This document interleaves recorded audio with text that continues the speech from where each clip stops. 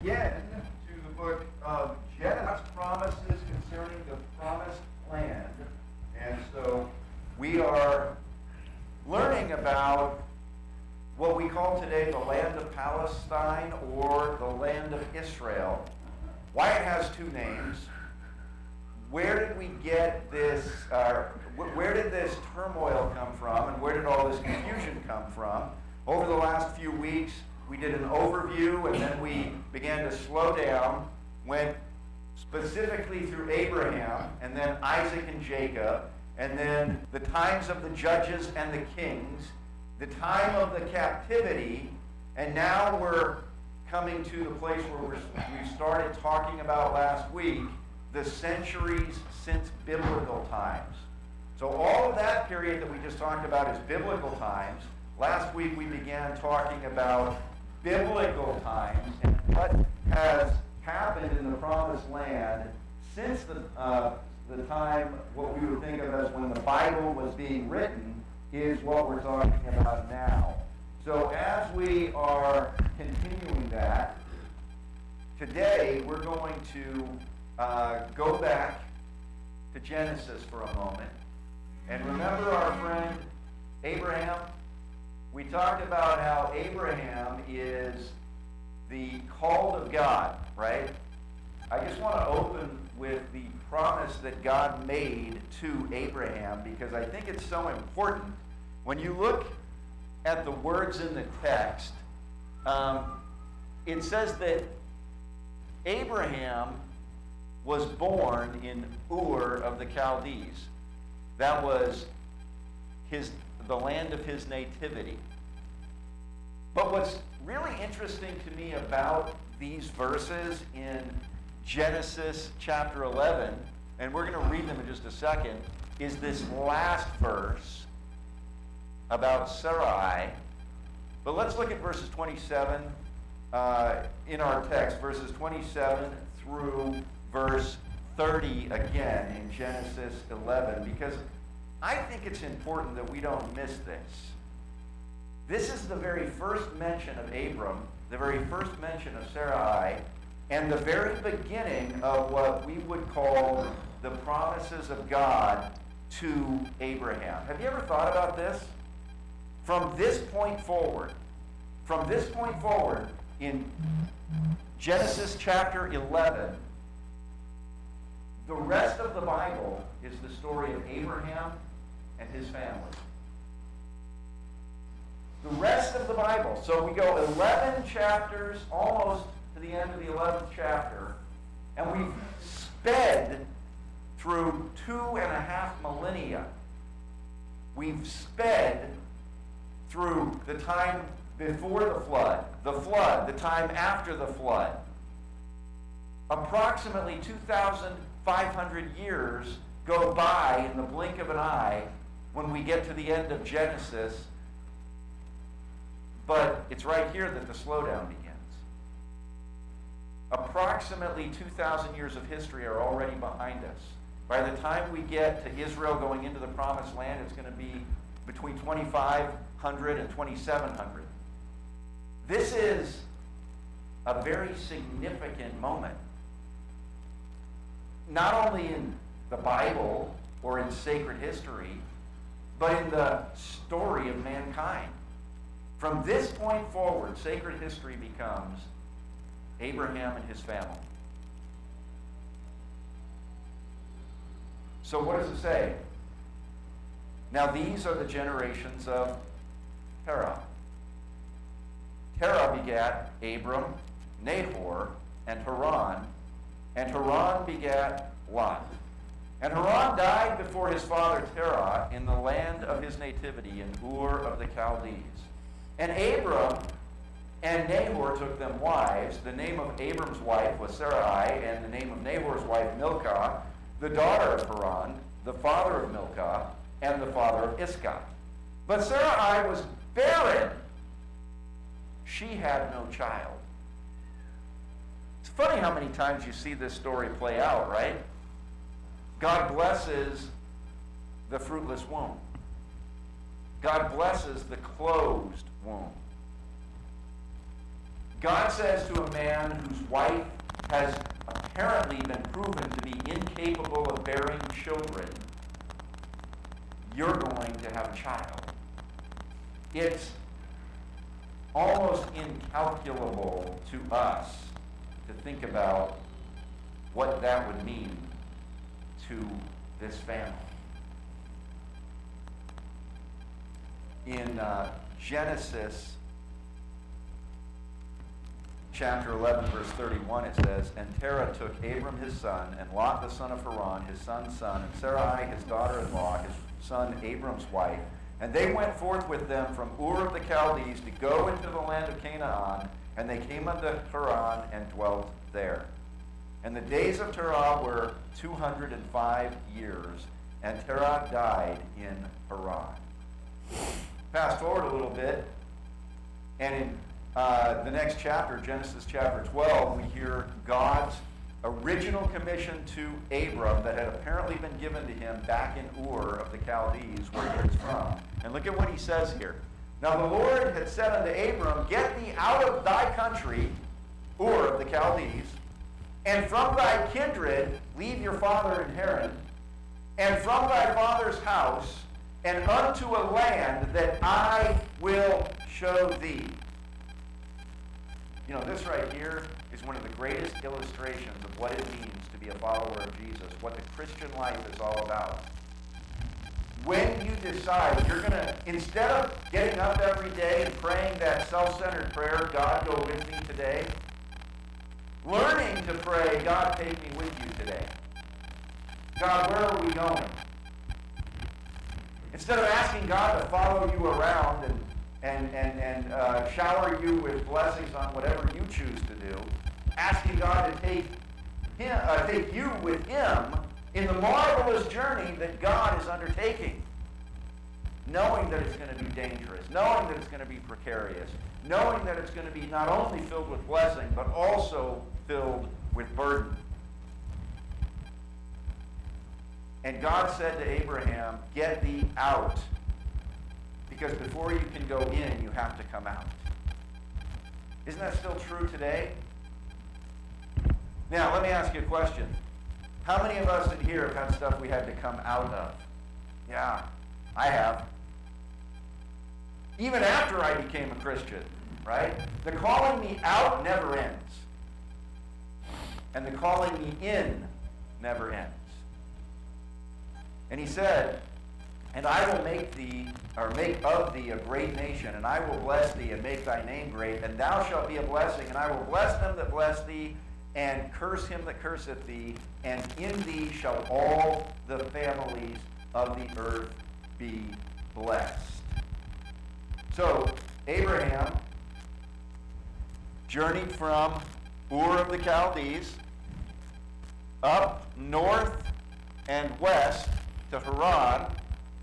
His father and his brothers stayed there, and he continued to answer the call of God, moving south into the land of Canaan, which today we know as Eretz Israel, the land of Israel, otherwise called Palestine, and we have other names for it, right?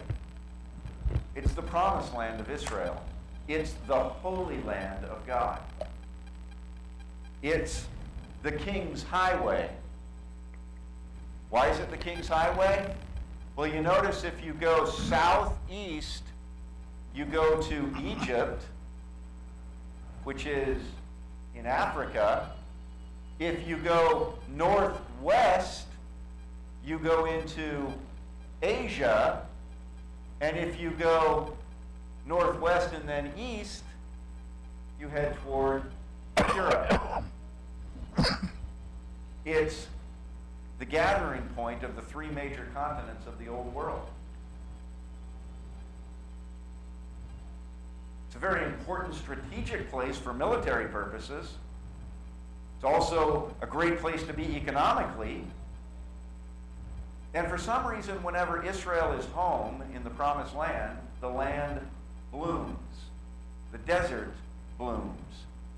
Whenever they're gone, it becomes a barren wasteland. So, we learned in our last studies that this area that Abram came, his son Isaac was in, his grandson Jacob lived in, and then Israel came back to after they were in Egypt. This land is promised to them by God. So, move forward to what we're going to talk about today. I want to once again focus on this important verse that everyone should have memorized by the end of this study. Galatians 3:16. Did you know there's more than one 3:16 in the Bible? You should actually take some time, maybe this afternoon or during the week, and go look at all of the verses that are in chapter 3, verse 16 in the New Testament, and you'll find some really interesting ones that are very significant. Now, to Abraham and his seed were the promises made. He saith not unto seeds as of many, but as of one, unto thy seed, which is Christ. So the Apostle Paul told the churches of the region of Galatia that when God made promises to Abraham, he was really making promises to Jesus. God the Father will keep his promise to God the Son. God will keep his promise to Abraham. And if that's not true, is anything true? How could we believe anything God said if he would lie to his own Son? All right, so last time around, we got through many years of the history of the Promised Land, and it was kind of an empty auditorium message, right? Most of us were at home. I was here, Pastor Joe was here, Brother Dave was here, but for the most part, because of the incredibly weird winter storm that was across the whole country, it seems, most of us were safe at home, not getting on the roads and creating unnecessary traffic in a dangerous day, right? But during that time, we went through, from the time of the kings and their captivity, we went through the New Testament period in the time of Jesus, and then we started going through what happened in Eretz Israel, the land of Israel, after the New Testament. And we got all the way up to this time where we would say this is when the Ottoman Empire began to rule Palestine. We looked at this first statement. The Ottoman Palestine was 1517 to World War I. In 1541, Ottoman Sultan Suleiman I seals off the Golden Gate to prevent the Jewish Messiah's entrance. How many of you remember why that was done? Two reasons. One, so he sealed it off, he bricked it up, he whatever. Here's the thing. You think Jesus can't break through brick? My son Jimmy was talking about this this week, and he said, you know, it's amazing to me to think that people don't get the fact that Jesus came out of the tomb without rolling away the stone. The angel had to roll away the stone so the women could see that the tomb was empty. Jesus was already gone. He came out without moving the stone that was in front of his tomb. If he can do that, why would bricking up a gate stop him? Not to mention, he could just think and the gate would open, right? But there's another reason it's dumb. Because the prophecy of the Messiah riding through the eastern gate on a colt, the foal of an ass, has already been fulfilled. It's recorded in the Gospels. Jesus has already done that. But that didn't stop him from trying, right? So we talked about the 1600s, and we talked about the 1500s. Now today we're going to come to the 1700s. And I think this is interesting because when you get to the 1700s, this is when a movement really begins to start bringing Israelites back to the promised land. The prophets of old, including Ezekiel, talked about how God would draw the people back at the end of this age, and in preparation for the coming of the Christ, and even before that, the coming of the Antichrist, Israel must be called home. Well, this is when it actually started. 1700, Rabbi Yehuda Hehased moves to Eretz Yisrael, accompanied by hundreds of his followers. This is the beginning. It's a very small beginning at first. It's like turning on a spigot, and you start with a drip, and then you get a tiny little line of water, and it gets faster and faster and faster.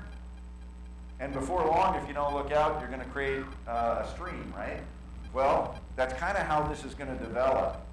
Rabbi Yehuda Hehased moves to Eretz Israel, accompanied by hundreds of his followers. Remember the promise? Promises to Christ, the seed of Abraham. So, 1700, in preparation for their arrival, the residents of Jerusalem build dwellings and they build a synagogue. Did you know there was a synagogue in the so-called land of Palestine in 1700? A few days after his arrival, though, Rabbi Yehuda dies suddenly, to the dismay of his followers. But I think he could die in peace because his place in God's plan for Israel he fulfilled by beginning the journey home. So, in 1720, Arab residents of Jerusalem break into the synagogue built for Rabbi Yehuda Hehased, destroying it and expelling all of the Ashkenazi Jews from the city. The attack results from a debt the Ashkenazi Jews, the community, owed to the Arab residents from the time of Rabbi Yehuda Hehased. So in 20 years they hadn't paid off this debt. So they just destroyed their synagogue. That's how debt collection worked back then, I suppose. 1740 to 1750, here's an interesting truth. People don't know this. This doesn't get recorded today. Thousands immigrate to Eretz Israel under the influence of messianic predictions. They're saying the Messiah is coming. They're actually right. They're leaving out the word back. We are moving toward the coming of Messiah, the return of Messiah. He's coming back. Among the immigrants is a rabbi named Moses Ham Luzzatto. He lived from 1707 to 1746. He was the renowned author of Mesillat Yesharim, and he was accompanied by the Kabbalist Rabbi Ham ben Otter, the author of the landmark Or HaHagim commentary. In other words, these guys were writers who were known among the Jewish community, and they were continuing to bring the message of, we need to go home. God is calling us home. 1740 to 1750, the large immigration greatly increases the size and strength of the Jewish settlement in Israel. And then, this is going to shock you. The Ottoman authorities invite Rabbi Haim al-Bafia, the renowned Kabbalist and Rabbi of Izmir, to come to the Holy Land. The Muslim rulers of the Holy Land invited in 1740 a famous rabbi to come to Israel. 1740, Rabbi Abu Lafia is to rebuild the city of Tiberias. This is under Ottoman rule with their consent, by invitation even, which has lain desolate for some 70 years at this point. Remember, Tiberias is a city built in honor of the Emperor Tiberius in Israel around the time, shortly after, but around the time of Jesus and the apostles. The city's revival is seen by many as a sign of the coming Messiah. 1742, Rabbi Abraham Gershon of Kitab is the first immigrant of the Hasidic Aliyah. That's a group of Israelites. He is a respected Talmudic scholar, mystic, and he was the brother-in-law of Rabbi Israel Baal Shem Tov, the founder of the Hasidic movement. These guys are famous at the time in the Israeli community, and they're coming openly to the land of Israel. Also, at the same time, Rabbi Israel Baal Shem Tov, Rabbi Abraham first settles in Hebron. Later, he relocates to Jerusalem at the behest of its residents. So, the brother-in-law of this really famous rabbi brings more settlers to Jerusalem. Aliyah of Hasidim to Tiberias, led by Rabbi Menahem Mendel of Paramishlinnaim. This is the first organized Hasidic Aliyah and begins a period marked by a number of Hasidic Aliyah. This group of Jews coming from Europe comes back to Israel, 1764. But I thought all the Jews just miraculously showed up in Palestine in between World War I and World War II. That's what we've been told. 1764, Aliyah of Hasidim to Tiberias. That's interesting. This is really interesting because it's the first organized Hasidic Aliyah.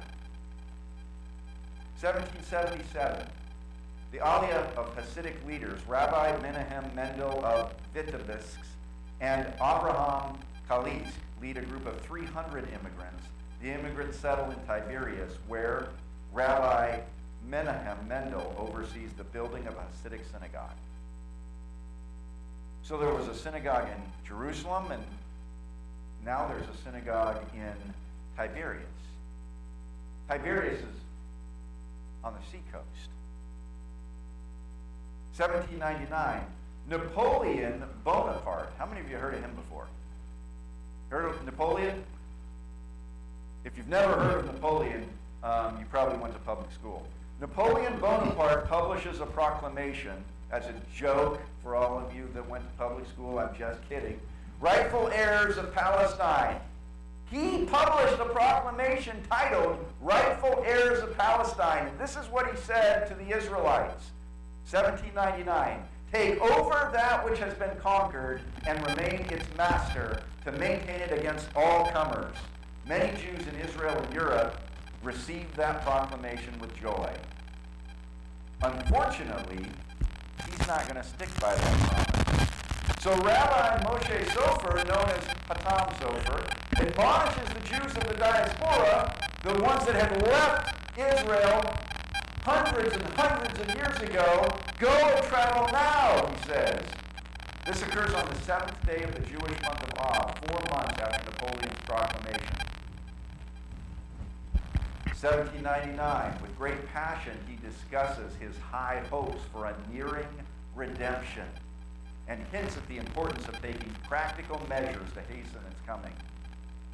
But then, 7 years later, Napoleon Bonaparte, Napoleon I, revokes his support of a Jewish homeland and equal rights for Jews.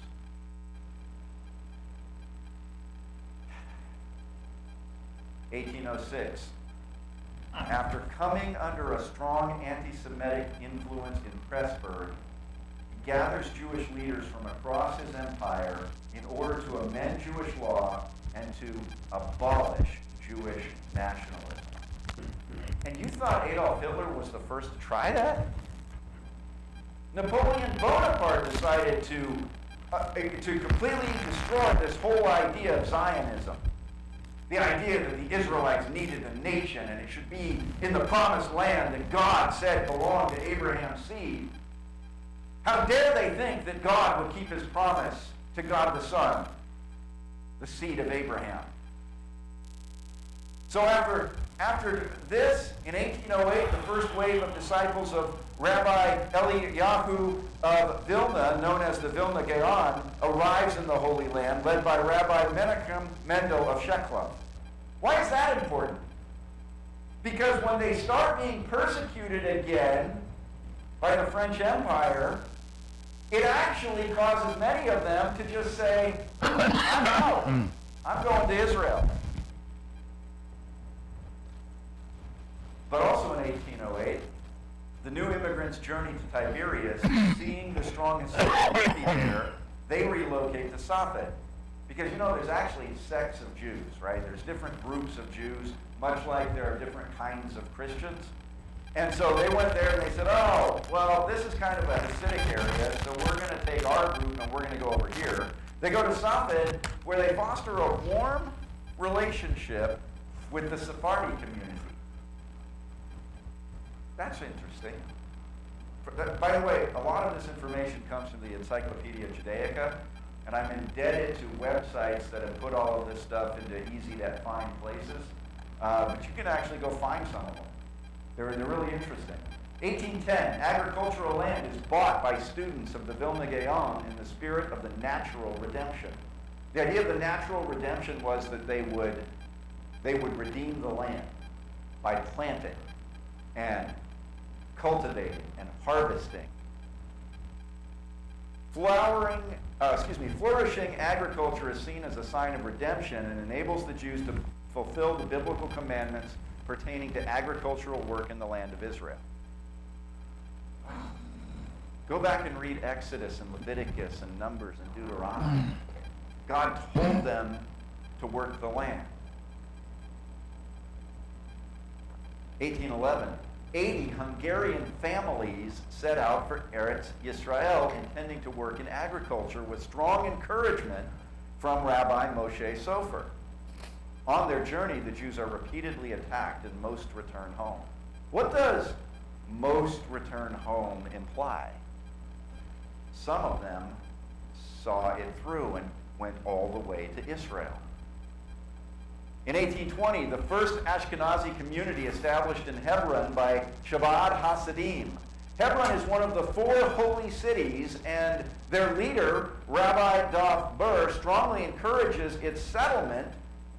He has a room designated for him in the city. The move strengthens and brings stability to the Hebron community as a whole. Hebron. Abraham walked in that place. Isaac walked in that place. Jacob walked in that place. Hebron is named after the Hebrew people, including Abraham. Hebrew actually isn't, we use the term today to refer to the Israelites, but actually it comes from Eber, one of Abram's ancestors. And Abraham is referred to as Abraham the Hebrew because he was descended from Eber. And the Israelites named this city Hebron in honor of being Hebrews, the sons of Eber. Now here's an interesting one. This is where it gets close to home. An influential American Jew, Mordecai Noah, issues an appeal to European Jewry to establish a Jewish state named Ararat on the Grand Island of the Niagara River, and the project is a failure. Where's the Niagara River? It's not in Israel, right? He's saying, hey guys, instead of going from Europe to Israel, why don't you come over here to the Americas? And it completely fails, because that's not where God is calling the Israelites to go. In 1830, Rabbi Israel Sheklov, one of the disciples of Vilna Gaon, begins a campaign for the renewal of the Semikah, the ancient rabbinic ordination. He views it as the first step in bringing the Messiah and the redemption. This initiative strongly is opposed by other rabbis, and it ultimately fails. That's interesting. In 1830, the first Aliyah from Germany, led by Moshe Sachs, a student of Rabbi Moshe Sofer, who was greatly influenced by his emphasis on the importance of immigrating to Israel. Sachs works toward establishing an agricultural settlement in Israel. In 1831, the first Hebrew printing press in 246 years is opened in Safed by Israel Bach. Wait a minute. In the early 1800s, there were Jews in Israel printing books, pamphlets, leaflets, newspapers. They had a printing press. But that's like 100 years before the Nazis were in Germany. 1834, Israel Beck relocates to Mount Yarmouth, outside Safed. He begins working the land and establishes a farm. It is the first Jewish farm established in Israel in modern times. 1834. Israelite farmer. That's interesting to me. I mean, you would think that Jewish farm and Israel would just go together, right? In 1836, Moshe Sachs proposes to the Emperor Ferdinand of Austria that it support the establishment of a large Jewish agricultural settlement in the land of Israel. It's interesting because, you know, the Austria-Hungarian Empire is part of that axis or that group of, in World War I, the Ottoman Empire, Austria-Hungarian Empire, and the Germans.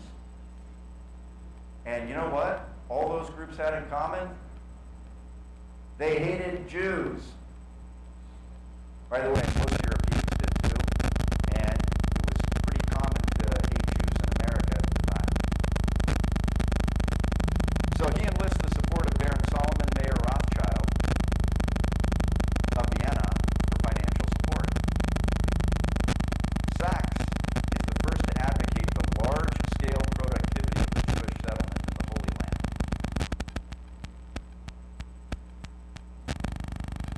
Abies v. Kalischer appeals to Anshel Rothschild to purchase the land of Israel, or at the very least, the Temple Mount. They're trying to raise money from rich people and governments to help them settle in Israel. And it's almost like they're saying, you guys don't really want us here. Help us go home. Rabbi Kalischer sees these practical acts as necessary for bringing the redemption. And by the redemption, they mean two things.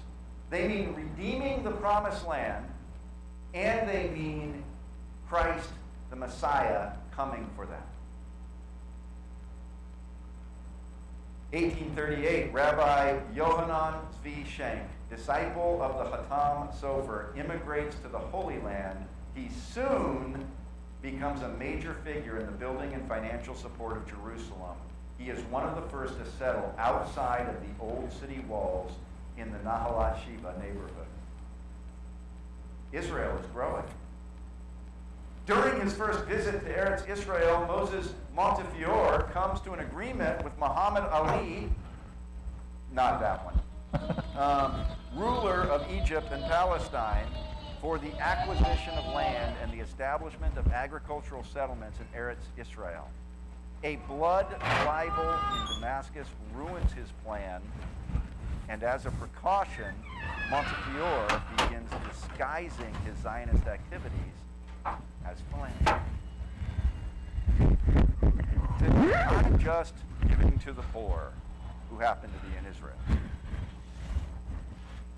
1840. A widespread messianic prediction sparks a renewed interest in immigration to Eretz Israel. This was from Kol Hator. This prediction is circulated in the Balkans and in Eastern Europe. Rabbi Yehuda al-Kalai begins spreading his belief in the time of the Messiah. He believes that settling the land of Israel will hasten the coming of the redemption. Rabbi Yehuda al-Kalai is spreading this because he firmly believes that he's going to see the Messiah in his lifetime. Isn't it amazing how hope in the Messiah for both Jews and Christians is the greatest motivator throughout history? There's nothing more powerful than hope. 1844, the Christadelphians, a Christian Zionist group, Christadelphians, are, you might say, they're doing what they can do to allow hope to flourish. They found this Zionist group in England, but it actually begins spreading. It supports the Jews' return to Zion. The group supports the Hibat Zion movement, which assists the Jews in their efforts to resettle the Holy Land. Christian groups are actually supporting financially the resettling of Jews to Israel. Wow. In 1852, the Association for Promoting Jewish Settlement in Palestine is established by British Christian Colonel George Goller. In 1852, its activities include training Jews in Israel for agricultural work, as well as publishing literature on the benefits of a large Jewish settlement for Britain. In 1855, Moses Montefiore buys land for agricultural purposes under the guise of philanthropic activity.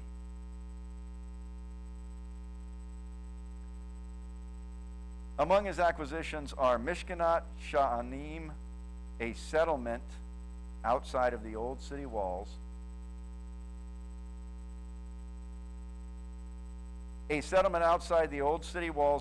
Jerusalem, land of Safed and Tiberias, and a large orchard outside of Jaffa. This is the first Jewish orchard in Israel in modern times.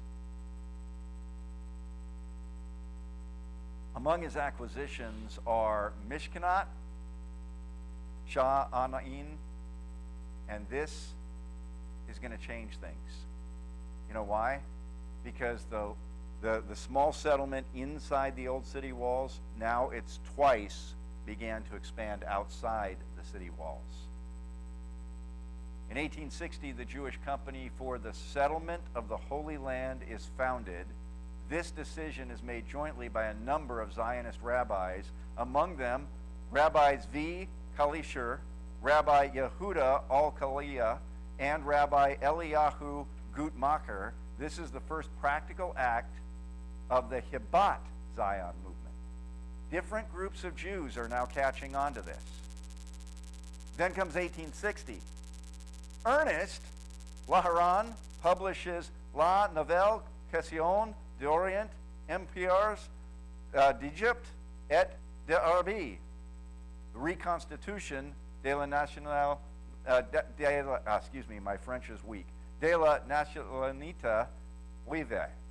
In other words, he's publishing about the importance to the empires of the Egypt and the Arab empires of there being a Jewish state.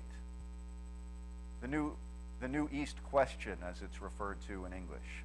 In French, proposing the acquisition of the land of Israel from the Turkish Sultan and the establishment of a Jewish state. People were talking about a Jewish state in 1860. In 1862, Rabbi Kalisher publishes Drishat Zion, Seeking Zion, the first Hebrew book to be published in Eastern Europe, promoting agricultural settlement in the Holy Land as a way of bringing the redemption. Seeking Zion. And they say Zion is a 20th century invention. 1862, Hess publishes Rome and Jerusalem. It's a thesis supporting the recreation of Jewish national life in the ancient Jewish homeland. His thesis is influenced by strong nationalistic trends in Europe, and specifically the unification of Italy in 1859. In 1864, the Herva, also known as Rabbi Yehuda Hasid synagogue, is built after 140 years of lying in ruins. The synagogue is a spiritual center for all of Israel. In addition, it houses the Etz Chaim Yeshiva, the largest yeshiva in Jerusalem. 1865, the Palestine Exploration Fund is established in England. It is established by a group of energetic Gentile supporters of Jewish settlement in the Holy Land. Among them is archaeologist Charles Warren, who conducted major excavations in Jerusalem and predicted Jewish self-rule in their homeland. 1866, the Dorish Zion, Seeker of Zion, orphanage is established by strong supporters of the Hibat Zion movement. Its name implies that the verse, Zion has no seeker, Jeremiah 30, verse 17, describing the destruction, is no longer true. In other words, they're making a statement that the prophecies of Israel's desolation, that time is over, and it's the time of Israel's reclamation. In 1867, the Reform movement removes any reference of Zion from its prayer services. Wow, that's scary. The movement views Judaism as a religious, not a national entity. There was a great divide between Jews who wanted a national homeland and Jews who said, no, we're just religious. No, I'm just kidding. That's not really what happened. The Reform movement are Protestants. And these Protestants said, we're going to stop saying Zion in any references in our Book of Common Prayer because we don't want to give the impression that we really think that there's a nation of Israel anymore. Now it's just a religion. I'm not sure what Bible these Protestants were reading, but Rabbi Kalisher in 1868 gives Napoleon III a detailed proposal for the settlement of Jerusalem and the preservation of the nation in the Holy Land. Foundation by North African Jews of the Mashon Israel quarter outside of the Jerusalem walls. Quarter basically means they're camping there, by the way. They didn't build houses yet. 1867, the Reform movement removes any... I already told you that. I don't know why that's in there twice. 1869, there was hardly a tree or shrub anywhere. Even the olive and the cactus, those fast friends of a worthless soil, had almost deserted the country. Mark Twain, The Innocents Abroad. 1869. 1872, Rabbi Joseph Natanek creates the first Zionist newspaper, Das Enig Israel, in German. Among the issues he discusses is the need for a Jewish homeland in the light of the persecution of Jews in Romania. Imagine that. He's printing this in German in 1872. I mean, it's like 40 years before the beginnings of what will become World War I. 1873, Rabbi Akiva Schlesinger publishes a plan for the organization of the Jewish people based on democratic principles. It is based on an orderly military model. The land of Israel is to be the Jewish homeland with Hebrew as the national language. So here we went from Syria, Palestina, of the Romans all the way through the 1800s. And then comes these guys. You recognize these guys? Probably, if you remember your history. But we're going to talk more about them next week. And how we get from Lawrence of Arabia to World War I, the vanquishing of the Ottoman Empire, the Jewish mandate, or excuse me, the British mandate in Israel, and then World War II, the Nazi storm, the Holocaust. Spoiler alert, the Holocaust really happened. And Israel as a nation occupying the Holy Land. So next week we come to essentially, and here we are now in the 21st century. So we'll jump on that next week. I'm going to invite Pastor Joe to come and give us a question for us to ponder as we get set. Yes, don't forget to write it down. To go.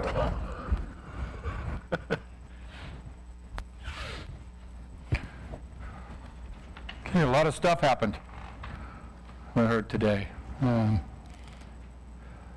think what's significant about the 1700s in Israel. I mean, what event in the 1700s stood out? I think the 1700s is where it really started to catch fire and take off for the return to Israel, even though it had been there all the time. This is when I think a huge part of it began. So what part of it stood out to you? What part jumps off the page and gets